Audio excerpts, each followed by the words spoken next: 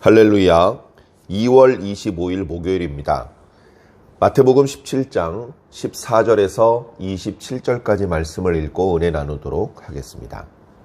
그들이 무리에게 이르매 한 사람이 예수께 와서 꿇어 엎드려 이르되 주여 내 아들을 불쌍히 여기소서. 그가 간질로 심히 고생하여 자주 불에도 넘어지며 물에도 넘어지는지라. 내가 주의 제자들에게 데리고 왔으나 능히 고치지 못하더이다. 예수께서 대답하여 이르시되 믿음이 없고 패역한 세대여, 내가 얼마나 너희와 함께 있으며 얼마나 너희에게 참으리요. 그를 이리로 데려오라 하시니라. 이에 예수께서 꾸짖으시니 귀신이 나가고 아이가 그때부터 나으니라. 이에 제자들이 조용히 예수께 나와 이르되 우리는 어찌하여 쫓아내지 못하였나이까? 이르시되 너희 믿음이 작은 까닭이니라. 진실로 너희에게 이르노니 만일 너희에게 믿음이 겨자씨 한 알만큼만 있어도 이 산을 명하여 여기서 저기로 옮겨지라 하면 옮겨질 것이요 또 너희가 못할 것이 없느니라. 갈릴리에 모일 때에 예수께서 제자들에게 이르시되 인자가 장차 사람들의 손에 넘겨져 죽임을 당하고 제3일에 살아나리라 하시니 제자들이 매우 근심하더라. 가버나움에 이르니 반세계를 받는 자들이 베드로에게 나와 이르되 너의 선생은 반세계를 내지 아니하느냐? 이르되 내신다 하고 집에 들어가니 예수께서 먼저 이르시되 시몬아 네 생각에는 어떠하냐? 세상 임금들이 누구에게 관세와 국세를 받느냐? 자기 아들에게냐? 타인에게냐? 베드로가 이르되 타인에게니이다. 예수께서 이르시되 그렇다면 아들들은 세를 면하리라.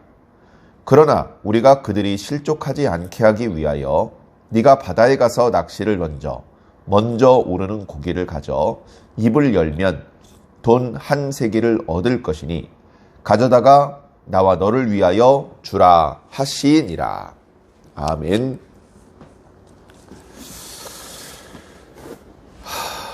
계속해서 예수님의 사역 종반전으로 이렇게 흘러가는 그런 모습들이 나타나고 있습니다. 예수님께서 자신의 때가 얼마 남지 않았고 앞으로 자신에게 어떤 일이 벌어질지, 그것이 고난이고 심지어 죽음이라는 것을 제자들에게 말씀하실 때에 예수님의 심정이 어떠하실지 우리는 쉽게 헤아리기 어려운 것 같습니다. 그리고 그것을 제자들에게 말할 때의 분위기가, 다시 말해서 제자들의 심령 상태가 믿음으로 뜨끈뜨끈한 상태가 아니고 매우 믿음이 작은 상태라면 주님의 답답하심과 안타까움은 우리가 이해하기 어려운 그런 안타까움이실 것이라고 생각이 됩니다. 우리는 지난 16장 말씀을 묵상할 때 사람들이 나를 누구라고 하느냐, 그리고 너희는 나를 누구라고 하느냐, 그렇게 물어본 적이 있었죠. 그때 베드로를 통해서 주는 그리스도시요 살아계신 하나님의 아들이십니다. 그런 고백을 들으시고 주님께서는 기뻐하셨고 이제 당신께서 앞으로 고난을 받게 될 것이라는 것을 비로소 알리기 시작하셨습니다. 예수님 스스로도 고난을 받게 된다는 사실이 부담스러웠고 그 문제를 가지고 씨름하듯 기도해야 하는 그런 숙제였는데 하물며 제자들이 그것을 감당할 수 있을까? 제자들의 이 연약한 믿음으로, 이 둔한 깨달음으로 이해할 수 있을까? 주님께서는 내심 걱정하시다가 주는 그리스도시요 살아계신 하나님의 아들이십니다 라고 하는 그런 신앙 고백을 들으시고 이제 얘기해도 될 것 같다. 이제 이것을 감당할 수 있겠구나. 그런 생각을 하시면서 제자들에게 앞으로 예루살렘에 올라가면 제사장들과 서기관들, 바리새인들한테 붙잡혀서 고난을 받고 죽임을 당하고 또 제3일에 살아날 것이다 라고 이야기를 하셨습니다. 그러나 안타깝게도 제자들의 믿음의 상태는 아직은 안심할 상태가 아니었던 것이죠. 곧바로 베드로가 주님 그리하지 마옵소서 하면서 주님을 가로막는 그런 모습을 보이고 말았습니다. 사탄아 내 뒤로 물러가라. 너는 나를 넘어지게 하는 자로다. 네가 하나님의 일을 생각하지 않고 사람의 일을 생각하는구나. 이렇게 하나님의 일을 생각하지 않고 사람의 일을 생각하는 그런 사고방식, 그런 믿음으로는 주님의 고난을, 그리고 그 이후에 주님께서 부활 승천하신 이후에 제자들 앞에 펼쳐질 그런 환난과 핍박을 이해할 수도 감당할 수도 없는 것이죠. 그래서 우리는 우리가 믿고 있는 이 복음이 정말 우리가 믿는 그대로 성취가 될까? 이 내용을 하나님께서 이루실 만한 능력이 되실까? 하나님께서 혹시 깜빡하지는 않으실까? 이런 것을 걱정할 것이 아닙니다. 언제나 걱정은 우리들의 연약한 믿음이죠. 우리는 너무나도 연약합니다. 우리의 이 연약한 믿음은 우리 주변 사람의 영향을 끼치는 것이 아니고 오히려 영향을 받습니다. 과거 구약의 이스라엘 백성들이 하나님을 믿고 그 굳건한 믿음으로 오히려 주변의 이방 나라들에게 하나님을 신앙하는 그 신앙을 전수해 주어야 되는데 그 가까운 이웃 나라로부터 먼 강대국에 이르기까지 모두 다 하나님을 믿을 수 있도록, 모두 다 하나님께 나와서 경배를 드릴 수 있도록 그렇게 만들어 나갈 수 있는 굳건한 믿음과 강한 영향력이 있어야 하는데 구약의 이스라엘 백성들은 조금도 주변에 영향을 끼치지 못했고 오히려 주변 나라들의 영향을 받았습니다. 이방 사람들이 섬기는 것과 같은 그런 우상을 이스라엘 사람들도 섬겼고 주변 나라들과 똑같은 정치 시스템을 도입해 더 이상 어디까지가 하나님의 백성이고 어디까지가 이방 나라인지 구별하기가 어려운 그런 지경에 이르게 되었던 것이죠. 상황은 예수님의 시대에도 마찬가지였습니다. 오늘 말씀에 보면 무리 중에 한 사람이 주님께 나옵니다. 털썩 꿇어 엎드립니다. 너무나 절박한 상황에 있는 것이죠. 그 간청하는 내용을 들어보니 주님, 제 아들을 불쌍히 여겨 주시옵소서. 제 아들이 간질로 고생합니다. 간질은 여러 가지 문제 때문에 생기는 정신질환이죠. 관련해서 몸의 질환도 동반하고 그렇게 제정신을 잃었을 때에 그 몸이 또 많이 상합니다. 약으로 안 되죠. 그러다 보니 예수님과 같은 신적인 권위를 가지고 있는 분에 의해서 치료를 받아야 되는데 예수님은 만나기 힘들고 그래서 제자들에게 부탁을 했던 모양입니다. 제자들에게 부탁을 했는데 웬걸 안 됩니다. 제자들이 못 고쳐요. 지금 이 사건은 저 앞쪽에 우리가 10장 말씀을 묵상할 때 예수님께서 제자들에게 병을 고치는 권세를 주셔서 둘씩 짝지어서 마을로 돌아다니면서 복음을 전하고 병자들을 고치고 하던 때가 아닙니다. 불과 얼마 전입니다. 불과 얼마 전. 마태복음 10장의 상황 속에서는 제자들이 가는 곳곳마다 제자들의 기도가 이루어졌고 귀신이 떠나가고 병자가 고침을 받았습니다. 거의 실패하는 일이 없었습니다. 다 기뻐해서 돌아왔다고 말했습니다. 근데 그때는 됐는데 지금은 이 병자를 제자들이 못 고쳐요. 주님, 저희들이 고치기에는 병이 너무 위중한 것 같습니다. 그동안은 위중하지 않아서 병이 가벼워서 고쳤고 지금은 너무 병이 위중해서 못 고치는 겁니까? 제자들도 이유를 잘 모르겠는 것이죠. 예수님께서 단번에 상황을 파악하셨습니다. 예수님의 첫 마디가 무엇입니까?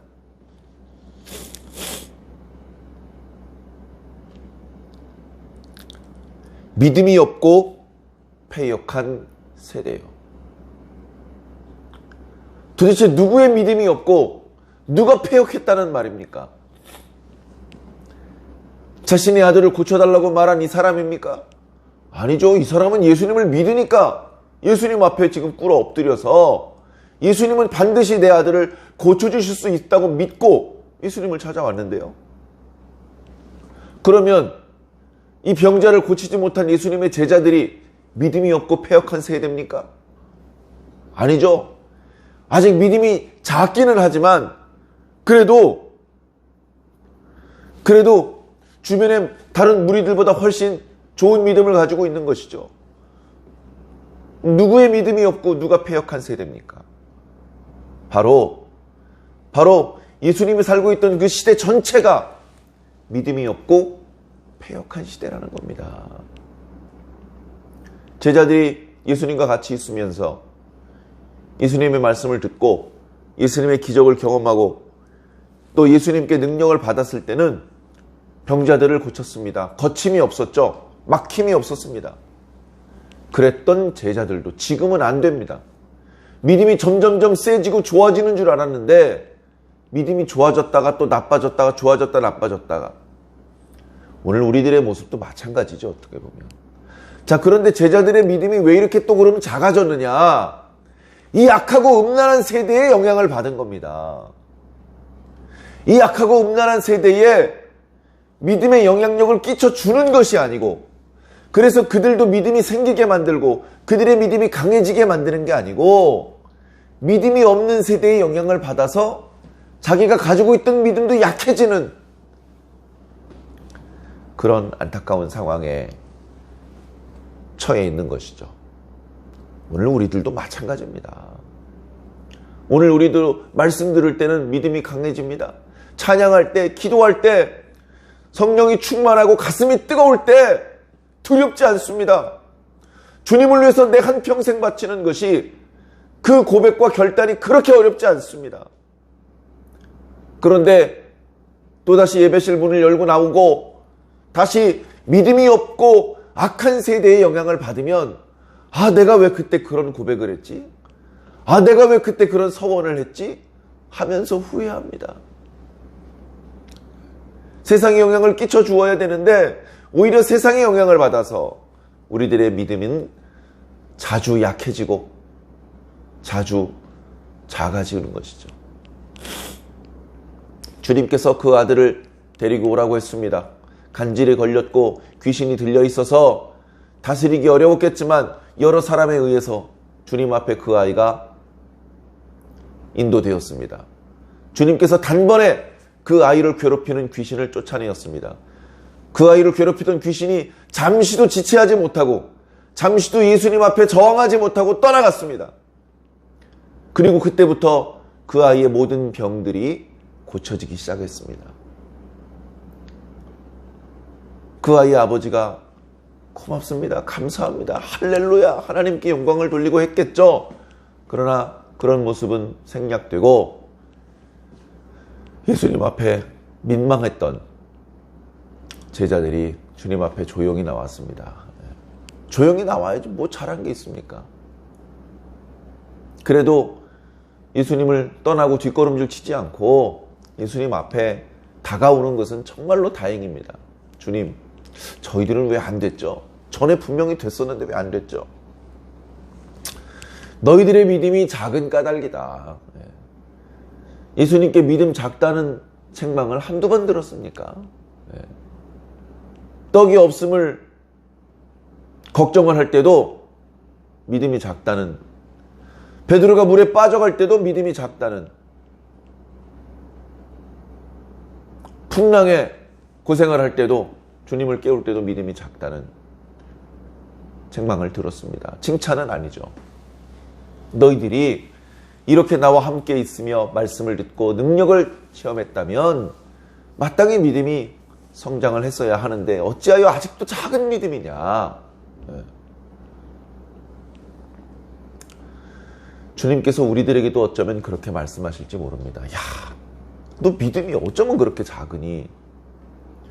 너 나를 믿은 지가 벌써 몇 회니?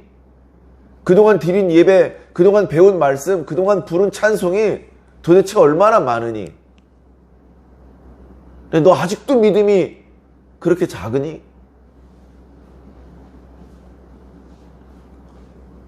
그런 주님의 책망은 진노, 심판을 작정하신 그런 책망이 아니고요. 빨리 분발하라는 겁니다. 빨리 분발하라고. 도와줄 테니까 빨리 성장하라는 말씀입니다.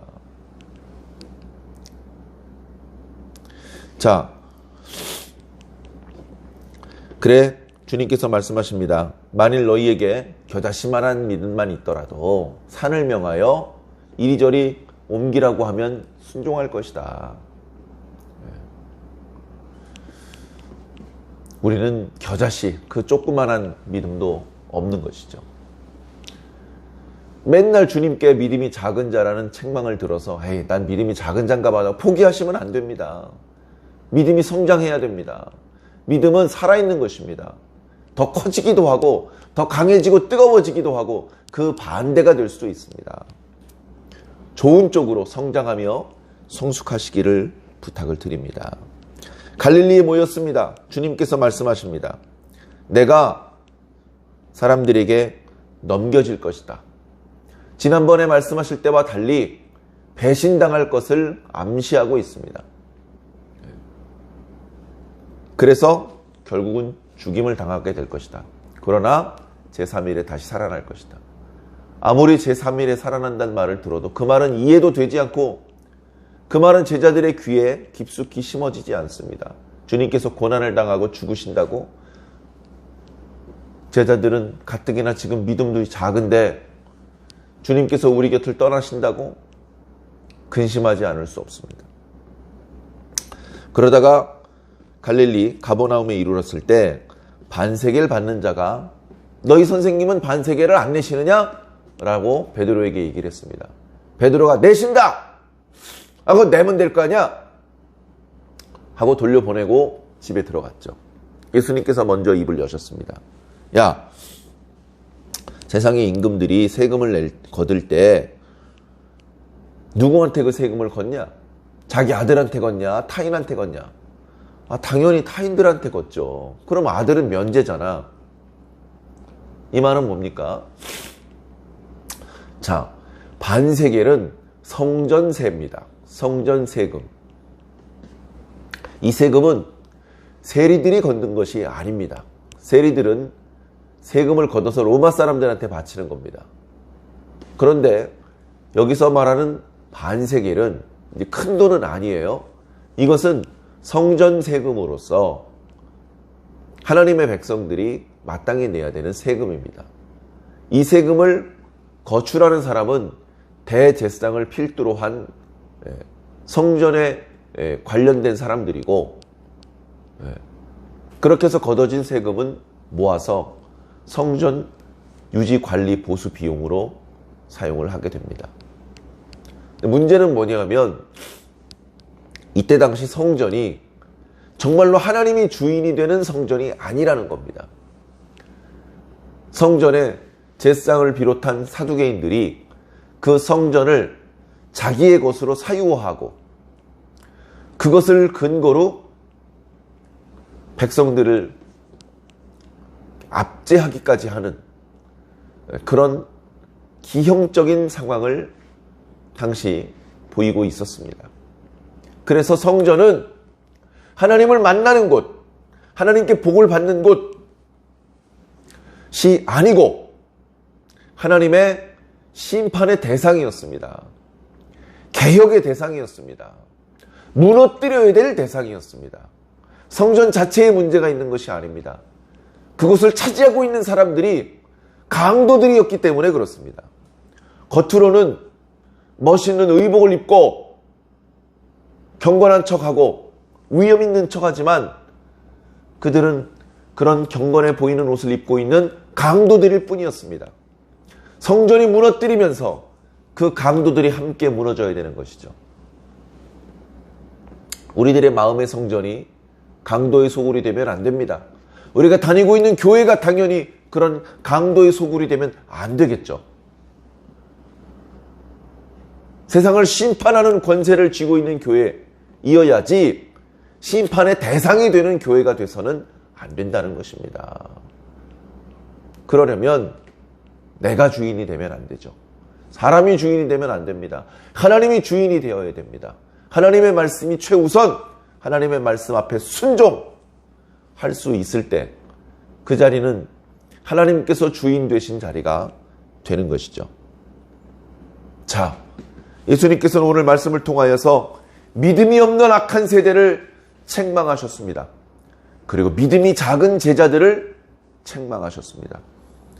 믿음이 왜 작습니까? 예수님께서 병자를 고치실지 못하실지 그걸 믿느냐 마느냐 그 얘기를 하는 것이 아닙니다. 오늘 말씀을 통해서 우리는 어떤 믿음을 가져야 됩니까? 어떤 믿음이 건강한 믿음입니까? 그 믿음은 예수님의 능력의 크기를 가늠하는 믿음이 아니고 예수님이 누구시냐에 대한 믿음입니다. 예수님이 누구십니까? 예수님은 메시아시죠. 주는 그리스도시요 살아계신 하나님의 아들이라고 고백하지 않았습니까? 주는 그리스도신데 어떤 그리스도시냐? 당시 유대인들이 기대하는 그런 정치적인, 군사적인, 경제적인 힘이 있는 그리스도가 아니고 예루살렘에 올라가서 자기 백성들의 죄를 용서하기 위해서, 씻어주기 위해서 십자가의 처형을 당하시는 예수님이다 이거예요. 그걸 믿어야 됩니다. 그걸 믿어야 크고 강한 믿음, 좋은 믿음. 우리는 어떤 믿음을 가지고 있습니까?